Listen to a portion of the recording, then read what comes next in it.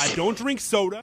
Yo, thank you for tuning into the Natural Habitat Podcast. My name is Mikey Booyah. My name is Awesome Ty. We got the whole crew here, including you. So thank you for joining us. Smart Plug's here. Satchmo's here. We got Computer in the house, the one and only artificially intelligent podcast co-host. We have a gun.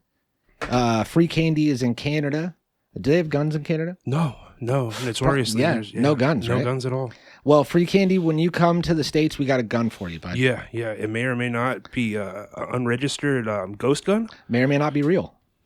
Could be a BB gun. but I mean, we can assure you that it'll fire. It's a gun. So, like I said before, thank you for tuning in. Thank you for joining us on this wonderful episode of the Natural Habitat Podcast. Episode 7, like, we're getting close to 800. It's like 7. It's got to be up there, yeah. 780 something? 762. Oh, we got to do something that I learned in my training for my new job. We got to do a chase check. Chase check. Chase What's check. It's an acronym. So adjust your collar. Uh-huh. Make sure your collar is on point. I don't want to have bacon collar. Okay. Hair. Accessories. That'd be like your watch or your beanie. Make sure that's the way you like it. Yeah. Smile. Okay. And eyeglasses. Oh, fuck. Oh, shit. I need eyeglasses. Yeah, neither of us have eyeglasses on right now. I don't have eyeglasses. So. All right. That's Chas. We're Chas. We're Chas. Yeah. Chas check. Okay, so now we're prepared for the show.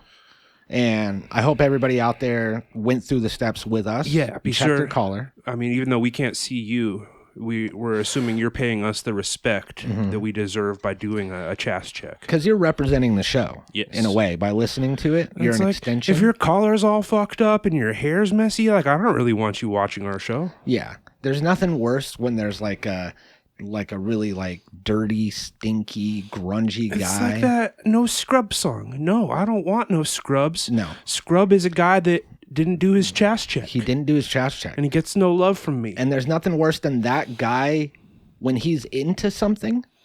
You're like, fuck, man. You're fucking like when you see like this horrible, the most horrible type of person, and he's like, whoop whoop. And you're like, dude, don't fucking do that. Yeah, and why that's like- can't you be a regular guy? That's why I had to stop watching Rick and Morty, because like everybody that I would see with like Rick and Morty t-shirts, which is like, it's like a whole type of person now. Yep. Like I was like, oh, I don't want to be a part of that. No, you don't want to be associated with that group of people. So you want to be someone, if you're going to be listening to the show out there, you want to be someone that people would look at and say, what's he into? I want to check it out. Yeah, exactly. You know. We need you to represent us properly. Yep. So do your Chase check. We're doing Chas, but you do Chase. I would put on some glasses. Yeah. Because we got crisp new footage shot on the iPhone, iPhone 17? What? Mine? This is the one that hasn't come out yet, right? Oh yeah, yep. The iPhone 17. It's the iPhone. It's the one that flips and bends Yeah. and has like 6 screens. And Yeah. So it actually, you can flip it, you can bend it, and you can detach sections of it. Mm-hmm. So Ty has his phone in his pocket, but then some of his phone is over there recording the show. Correct. And it's crazy. It's the future. Speaking of the future, we have a lot of futuristic topics to talk about today. Things are changing, we're in a constant state of change. And America, not only America, but the human race is at a tipping point to where if we don't play our cards right, you know what I'm saying. You know what I mean? You know what I'm getting at here. I'm not 100% sure. So like depending on the decisions that we make as a human race in the next 10 years, We're in a 10-year window. we're in a 10-year window, depending on what we do and what we decide. You know what I'm saying? What? You know what I mean? Oh, okay. Mhm. I think I follow. You got it. Yeah. I think I follow. All right. So we could go down one road and everything's We're at the a way crossroads. it is. We're at a fork in the road. Yeah. And there's 2 ways we can go. Possibly more. There might be several ways we can go. Yeah, because this Y leads to other Ys, and it branches off, an infinite amount of times. But depending on what road we take on these whys, we very well could. You know what I mean? Fuck. Yeah. So We're at a critical juncture here. we really are. One of the first things to be taken and attacked in this juncture, free speech. Oh, no. Yeah. Now, free speech, big part of the show, big cornerstone. Is it one of our pillars? No. No. Well, it should be. We should add a pillar. Yeah, Okay. we could add a pillar. What are they? Integrity, Integrity, friendship, friendship, revenge, revenge, and science. intellectual Or property. something. Intellectual property. Was science one? No, science has never been a. But then didn't we pillar of add the like 9 more pillars on an episode? One of them was like the pyramids of Giza or something like that. I want to say we added more pillars. Okay, no, well, we made the we 7 can- wonders. We can always add and subtract pillars. You know Yeah. what I mean? Like they're interchangeable. So I say that we need to add a pillar for free speech. Okay. It's one of the pillars of the show. And you know what? I think I actually have the pillars in here just so I can go into our official notes here and add the pillar. Here we go. Free speech, friendship, science, revenge, and intellectual property. Okay. That feels right. Those feel like the cornerstones. So I'm going to go ahead and add free speech, which is just the inner pillar. It's not one of the cornerstones. Like you've got the corner ones, and those are the ones that really hold everything together. But there's nothing wrong with adding some additional support beams. Yeah, more support, the better. So one of them is free speech, constantly being attacked, constantly being filtered. You know, people, yeah, you have the right to say what you want to say, but there's going to be consequences of saying certain things. Well, I feel like that you should have. That's how it should be. You should Yeah. have the right to say whatever you want, but you should also understand that every action has a consequence. So you should be technically allowed to pop off with hate speech, but you should also be equally prepared for someone to punch you in the face. Yeah, absolutely. But as society shifts, what is and isn't okay to say is constantly changing. So the line, Overton window. yeah, the Overton window, and the line for what's acceptable and what's not is moving all the time. Yes. So something that you said 5 years ago might be way across the line now. And depending on how far that moves, you know what I'm saying? I know what you're saying. Yeah. I'm following. So there's really only one place that free speech is still unabashed. Unabashed, Yeah. unabashed. I think so, yeah. And that's comedy. For the most part. I mean, I would say that's relatively accurate. Yeah, you could say some wild, off the wall, off colored shit in comedy and not face the kind of public criticism that you would if you were a CEO of a company. Oh, yeah, You know. sure. And it used to be rap music was also a place, but then you had people going to prison catching RICO charges for their lyrics. That's true. So now it's not so much free speech. Do you think that if you were to admit to some, crimes that could implicate you in some sort of criminal conspiracy, if you were to admit those in the context of a stand-up comedy routine, do you think that they would not use that in like a RICO case? I'm not sure. It's I think kinda it interesting, depends. 'cause, Yeah. I mean, technically it is, within the context of it being comedy, but at the same time, like if they're already saying you did these things and you basically admitted to it, but Yeah. in your stand-up comedy routine, that's a good question. I don't think we've crossed that bridge yet, but See, I would say that whether or not they brought it up in court, it would probably be pretty easy to defend it on the basis of it being a performance. yeah, And you could be probably. like, this is no different than Leonardo DiCaprio in Django Unchained and all the shit that he said. Yeah, That doesn't make him a bad guy. He, if anything, it makes Quentin Tarantino a weird guy. yeah. So I think it would kind of be looked at like that. And it used to be like that in rap, but it's not anymore. Not so much. Yeah. Now people are taking what people say in raps more literal than ever. Whereas back in the day, everything used to be metaphorical. But it also, before, people I think were also not quite confessing to the exact crimes that they committed necessarily so True, much, true. especially while being, you know, like federally investigated and prosecuted. I feel like, I don't know. I guess that's really just, you know, for our justice system to determine. But Like, I remember Who Shot Ya came out, yeah, right? And I don't remember there being a big legal type of thing. but that's because surrounding Biggie that. didn't shoot anyone and he wasn't being investigated. You know, like Yeah, you have okay. to wonder, like if I guess the best example right now is Young Thug, who just and I mean, in the end of the day, like he was acquitted basically. So I mean, but he was jailed for quite a while, and you know, being prosecuted for RICO crimes, and they were using, you know, like song lyrics that he. I mean, it's not like the song lyrics were the only evidence they had. They were True. just They were supporting the right, evidence. exactly. Yeah. But that brings me to the only place where free speech is still mostly unchecked, and that's in comedy, with the season premiere of South Park. Yeah.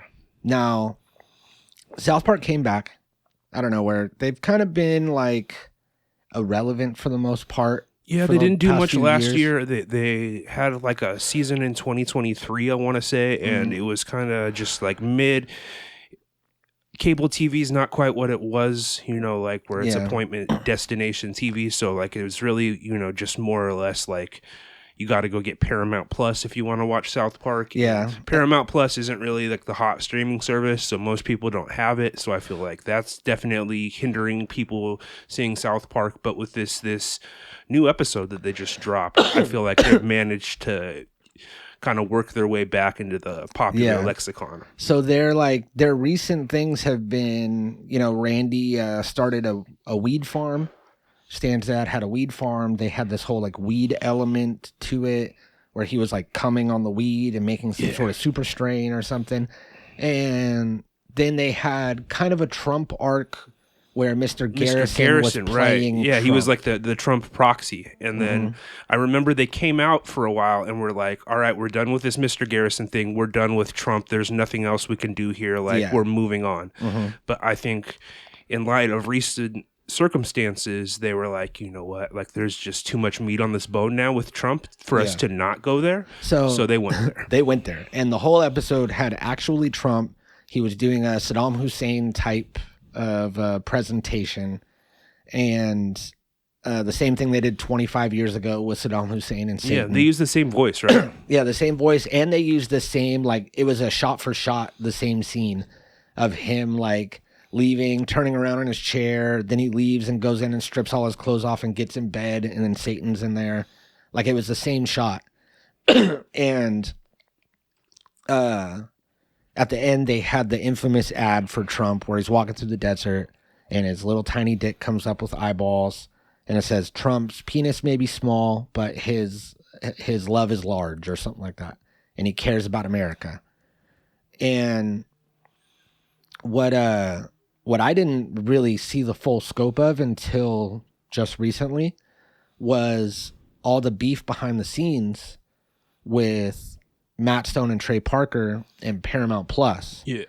Because they got bought out or merged with Skydance Entertainment, and the Skydance executives came in, started to rewrite the whole contract with South Park that was already agreed upon with Paramount, and was trying to take all these things away and remove all these episodes. Anything that talked bad about Jewish people was going to be gone, and they were trying to clean everything up and pay them way less money.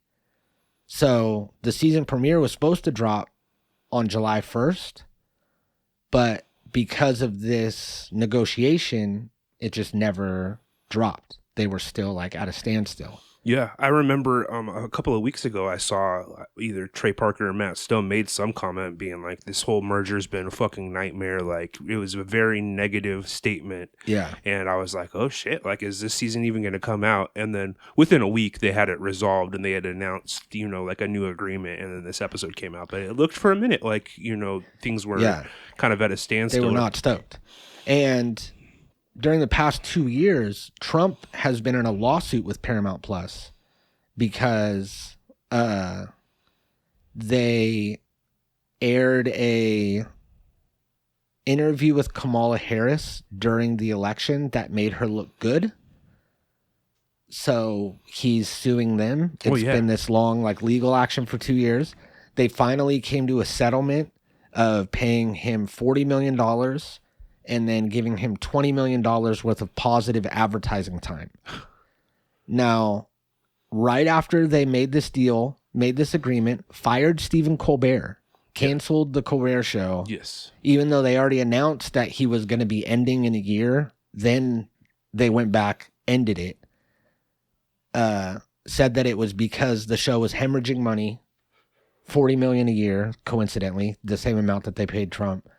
And that was it. It wasn't for any other reason. And it wasn't because Stephen Colbert is outspokenly against Trump. And then they fired Stephen Colbert, came to this agreement with Trump, then came to the agreement with Matt Stone and Trey Parker for $1.5 billion for 10 years of South Park. And literally that night that they signed the contract, they released the season premiere, which was the most against Trump thing ever. Classic South Park, juvenile comedy.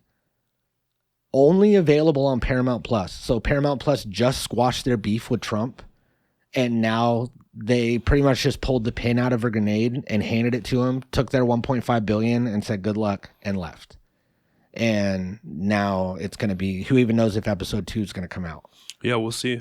And they pulled a classic South Park because this episode was ready for July 1st, but then they remade the episode in 4 days. Oh, shit. And that's what we saw was the new episode. Yeah, that's one of the great things about South Park is the fact that they can put an episode together in under a week, so you do get the latest topics. Mm-hmm. And I mean, obviously the Epstein list has been dominating the news cycle lately. Yeah, and they were able to get it up to the minute with that. Yeah, they can capitalize on it. Sometimes it's same day. I remember there was times back when, because when they started the whole Randy Weed arc, that was when they stopped make an episode in a week. Yeah. But during the first 20 seasons or whatever, that was their whole thing. They would air the episode, and then that night they would get started on next week's episode. Yeah, there was that documentary. I can't remember what it was called, but it was basically about how quickly the turnaround was for South Park. Mm-hmm.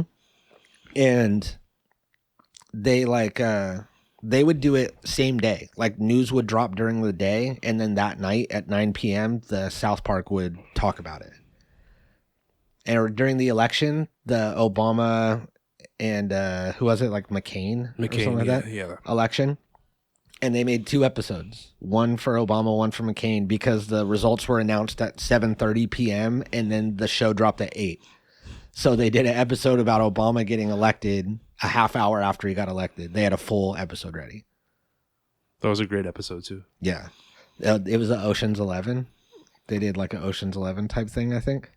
I just remember everybody rioting and Randy being, it was almost like their sports team had won, and Randy just being like, I can do whatever I want. Fucking Obama's president. Yeah.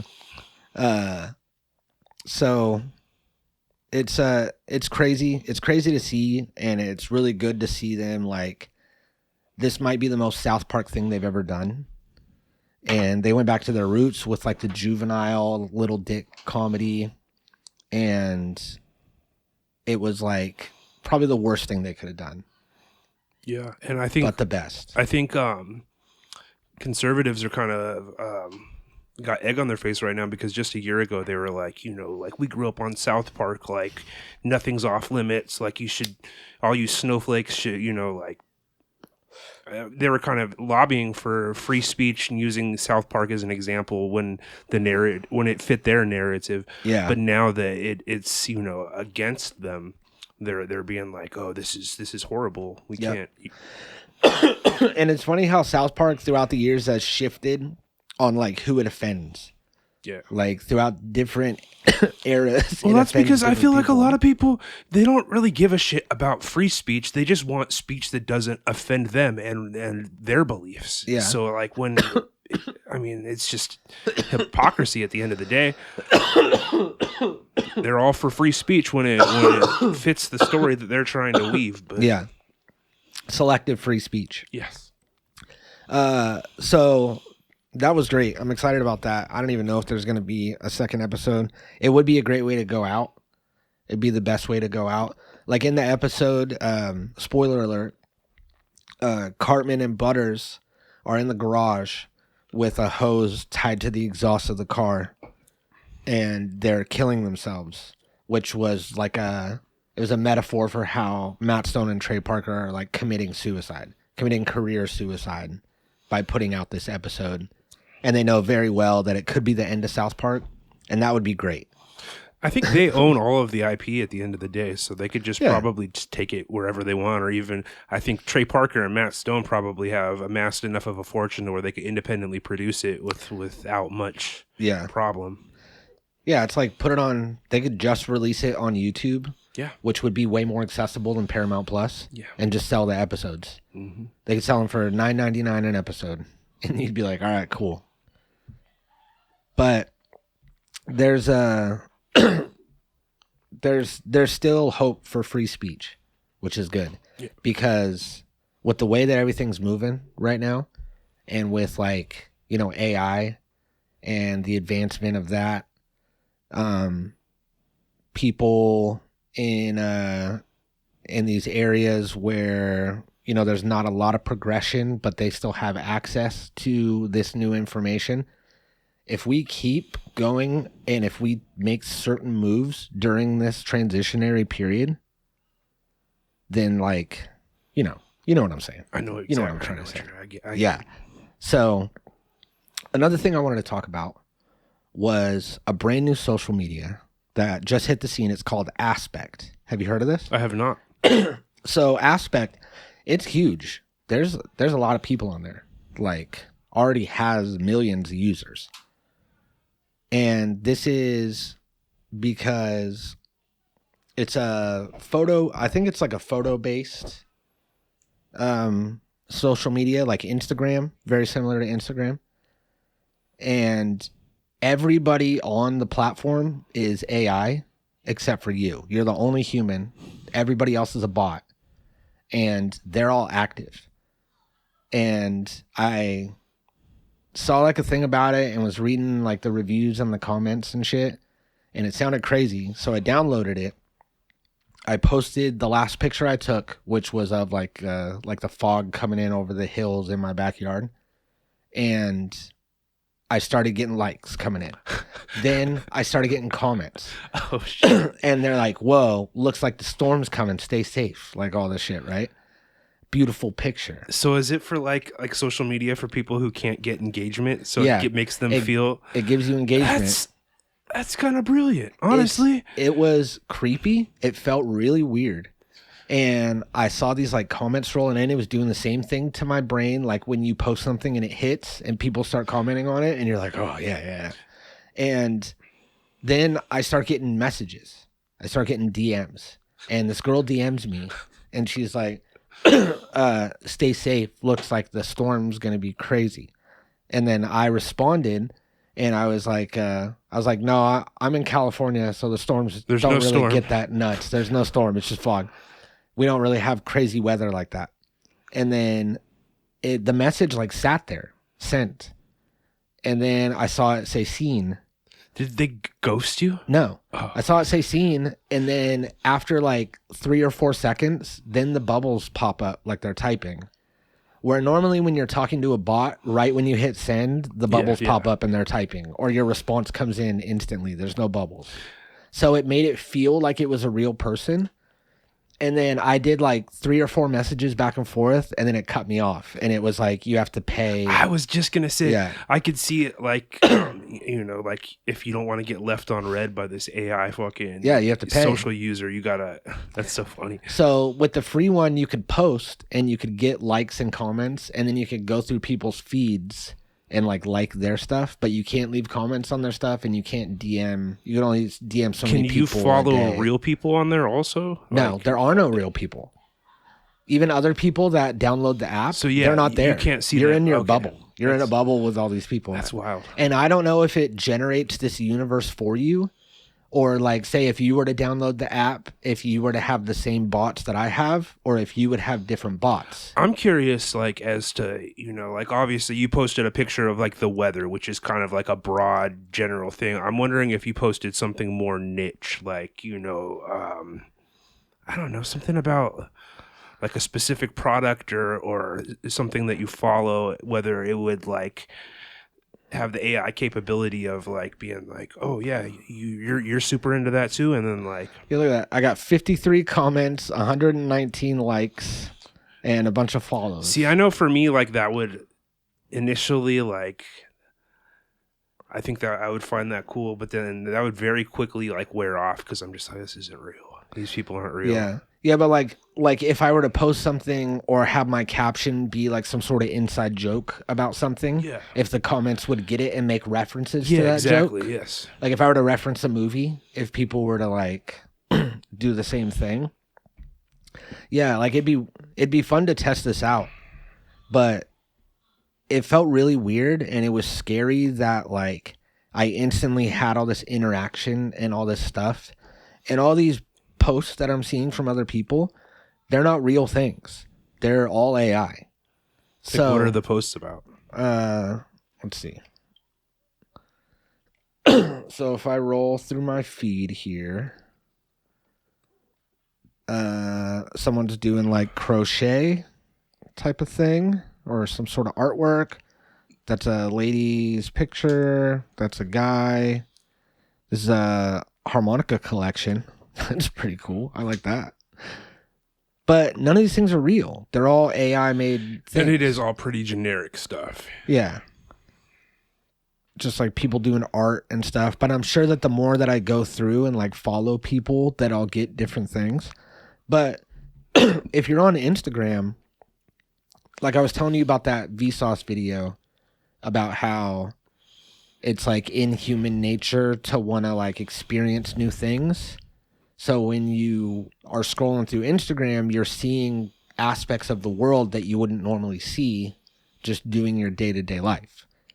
And I feel like there is at least some benefit to that.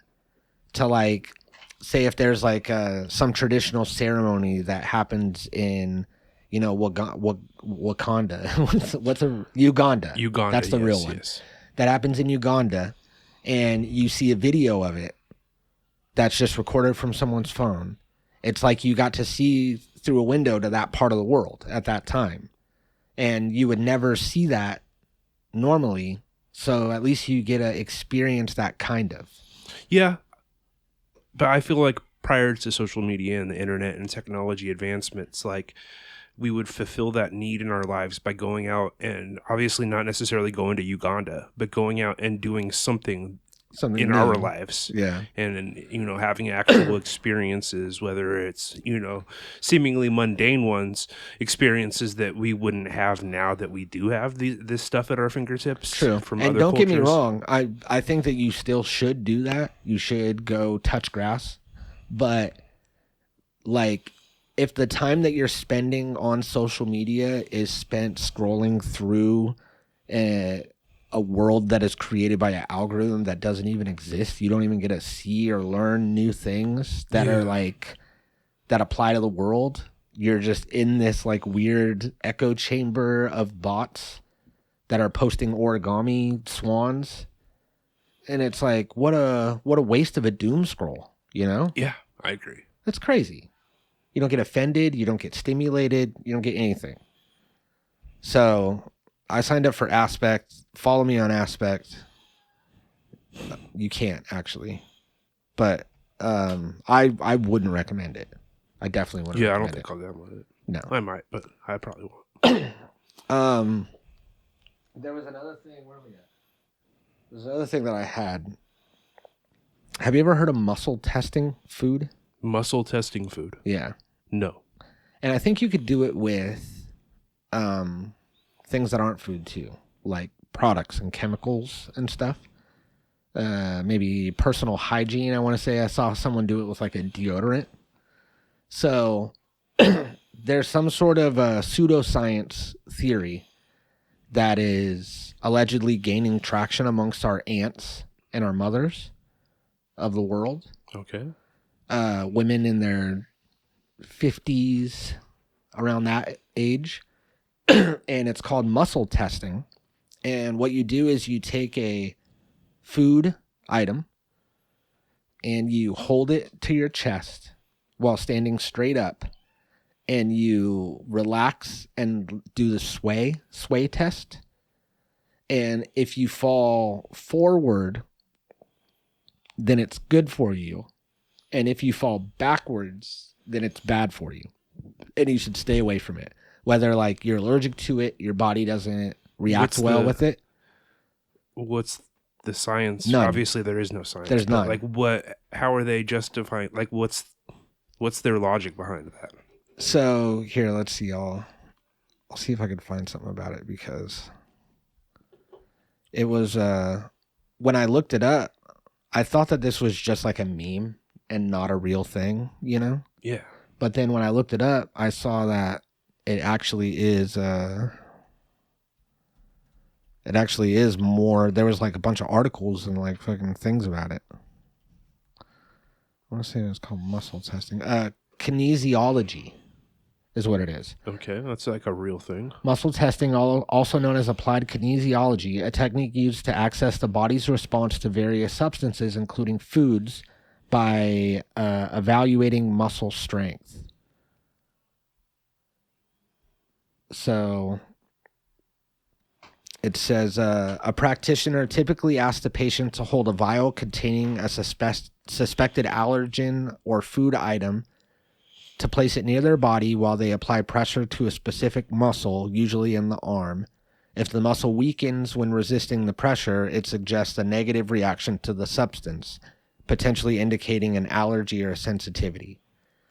So people have taken this form of applied kinesiology, which seems weird. It makes me think of the band that you get at the fair, where they have the magnets in it and they hold your arm out and they push your arm down. You know what I mean? I think so. They like they have you hold your arm out and then they push it down easy. And then they put the magnet bracelet on there and they have you hold your arm out and then they can't push it down. And they're like, oh, it's so hard. And they go, because you have a better center of gravity with the magnets or whatever. And then you buy the thing because you're drunk. Right. Same way they sell hot tubs at the fair, because you're drunk, you know? So it reminds me of something like that. Just some sort of trick. Yeah. Some sort of like chiropractor's trick to get credibility and money. And people have taken that and spun that into the sway test, where they're just doing it with everything. They'll be like, you know, here's some Dove body wash, and they'll sway into it, and they'll be like, oh, I do like that. And then they'll be like, here's some gummy bears, and they'll sway away, and they'll be like, gummy bears bad for me. It's like, yeah, obviously they're fucking bad for you. And then it's allegedly a huge thing. So I think that we try some sway tests this week. Okay. And then see you know what happens, how we interact with certain substances and certain things. And then, you know, we could report back next week. Okay, I'm down with that. Maybe even bring some items that we're ultra sensitive to and perform our own sway test. I'm down with that. Because I want to know. I want to know what I can and can't eat, what kind of lotion I can and can't use. Who knew there was such an easy way to figure out exactly what was good and bad for my body? I've been seeing videos of these fucking old ladies.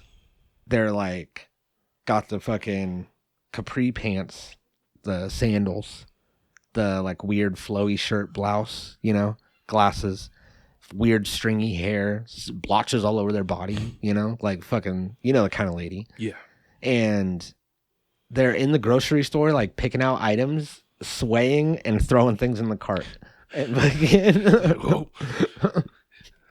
and it's like, obviously you're looking at it, you want it. If you want it, exactly. You're going to sway forward. Oh, gosh, I wouldn't have thought it, but this fried chicken is really pulling me in the right direction. Yeah, it's crazy. It's like, I would look at the data if they like blindfolded you and gave you a thing and swayed it and then did it with like 100 people 100 times each and then ran all the numbers, then I would be interested if you had something there. I'd be like, okay, well then our body can tell if, you know, it's junk food or it's good for you. But they're not doing that. They're looking at it. If you look at it, Yeah. then obviously you're going to be pulled in a direction, and it's easy for us to trick ourselves. That's the easiest person to trick. We trick ourselves all day. Absolutely. So you're going to be like, oh, I swayed for it. But then, you know what's funny is that like people that eat like shit and are trying to eat better, they don't like good stuff. So like, how many times do they get caught in a situation where they got a friend there, they got a camera, they pick up a head of cabbage, they don't want cabbage, they want fried chicken. Yeah. But they know that cabbage is good for you, so they have to sway forward. Do they just buy the cabbage, let it go bad? I mean, there's probably a lot of lying involved in this. You know what I Yeah. mean? Like people being like, oh, I know this is good for me. I'm going to buy it on the pretense that, you know, to make myself seem like I'm taking care of myself. But really, like behind closed doors, It is worth they're it, probably. eating the fried chicken. It is worth it for to save face for $2.19. It's like, how much is cabbage? $2.19, I'm assuming. That's what I thought. So yeah, muscle testing. I'm excited about it. You know, I feel hope good works. about it. I feel Yeah. good about it. I'm gonna put my trust in this process. Assume that it is science supported, since science, one of the pillars of the Natural Habitat podcast. Mhm. If it is science supported, like I, you know, who am I to go against that? Honestly, Hey man, applied kinesiology. That's all I gotta say. Now this is a little late, but I mean, I think the moment's already passed. But Will Smith dropped his new album and has been going on this run. there was no moment for Will Smith's new album. There was no moment. No. Did you see the video of him promoting? He was performing "I Like Pretty Girls" in the street. I did see that, yes, but what were you gonna say about that? It was just nobody was into it. Not a single person liked it. Yeah, I agree with that. It was a terrible song, but there was this meme that was going around that basically said, if you take "I Love Pretty Girls" and you either slow it down or speed it up, in both instances, it takes this terrible song and makes it an actual bop. And I don't know where I would find that meme right off top, but like it plays both examples in the meme, and it's true. Damn, It's really? true. Yeah, you slow it down, it sounds way better. So it's You just the speed it wrong up, tempo. It's He just just the wrong blew it tempo. with the tempo. 100%. God damn. Yeah. That's probably what the producer probably told him.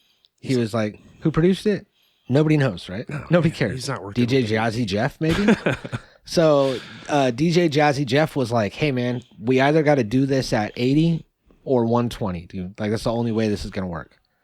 And he was like, No, 95. right in the middle, 95. We got to do it. We'll do the best of both worlds. And DJ Jazzy Jeff was like, that's not how it works. And he was like, nah, man, trust me. I'm the rapper here. I'm the superstar. You ain't shit. Nobody would know you if it wasn't for me. And they started fighting. And then he went with 95, and it was a big mistake. A huge mistake. And it just seems so like fucking. It seems so like Will Smith's trying to convince us that he likes girls. Like, what's that all about? You know? Yeah. He's trying real hard to be like, I like girls. It's like nobody cared. Nobody asked. Now it makes me think that you don't like girls. Yeah. Do you know Token? The rapper Token? Yes, I know of him. So he has put out some good songs. Then he was kind of, you know, whatever for a while. He put out a new album. I listened to it. And there's a couple songs on there. One of them, he tells a story about being performing at a show. There was a girl in the meet and greet line that he met. And then his friend ended up like hitting on her and then taking her out for a drink and then fucked her. And then he's like, my friend took advantage and it's my fault.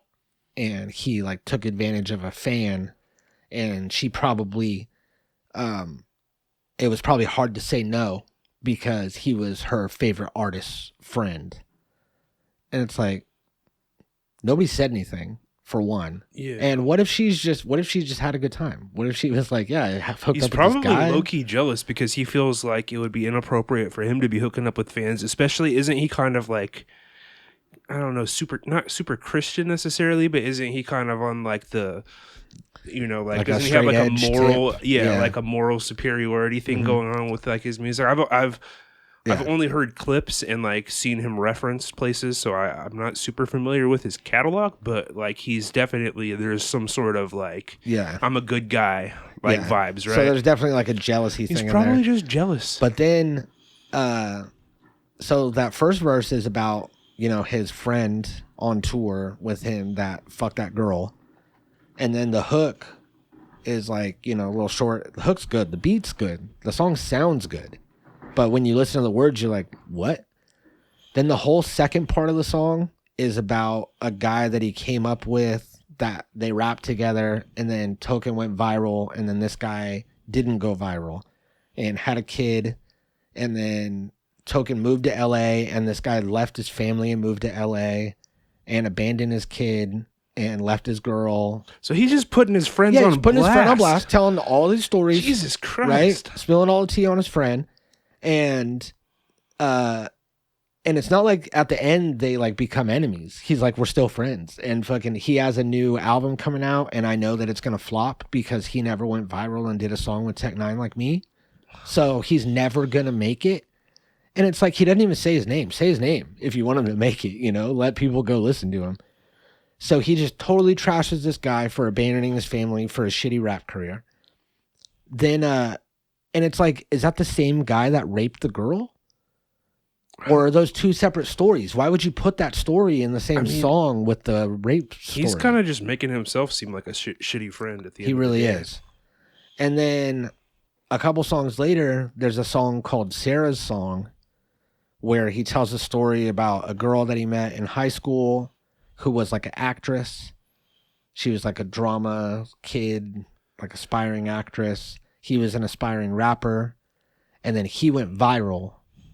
And then do all of his songs like mention they mention him going viral. By the way, I went viral. Yeah. And like, did you? Because like I don't. No. I barely know of you. You know what I mean? And like I follow hip hop, underground and mainstream pretty thoroughly. It's like I think you only know of him from me talking about him. I feel like he's kind of like I obviously maybe their politics are different, but he's almost like in that Tom McDonald sphere of just like only white people fuck with this guy. Yeah, kinda. And like just, you know, like I mean, maybe he's not like he doesn't embrace it as much as Tom McDonald does, but like there's probably like, you know, kind of like a Venn diagram of like, you know, traditional hip hop and then like white hip hop. Yeah. And he's kind of firmly out of the overlap. He's out of the overlap for sure.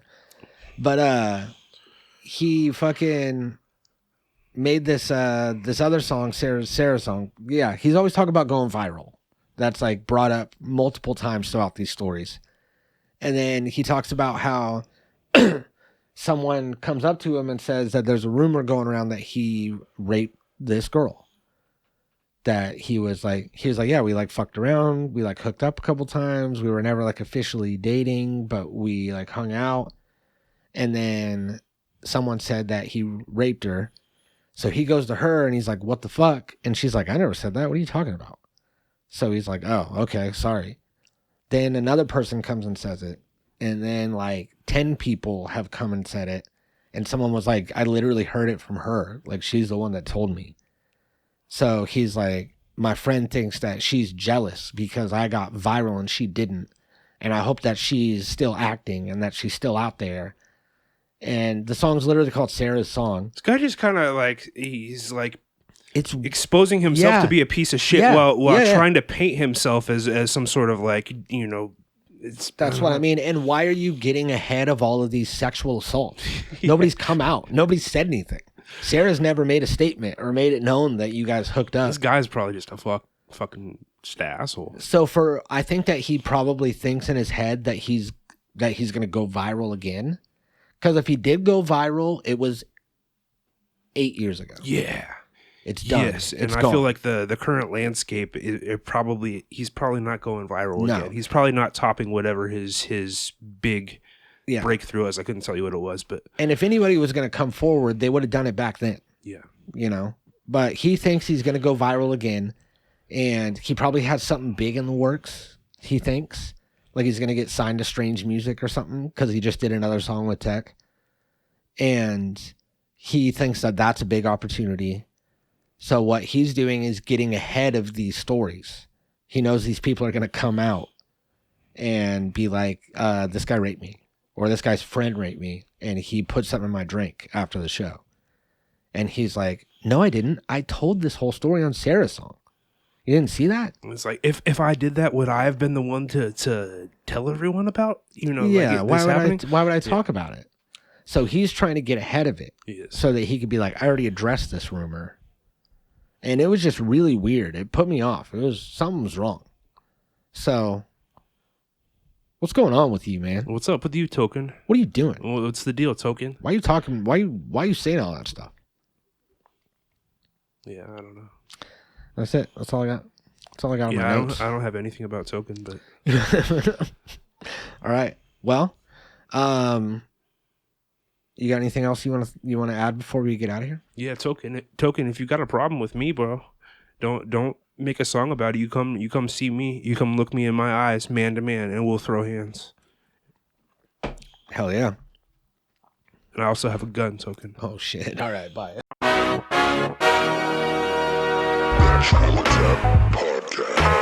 Podcast. I don't drink soda.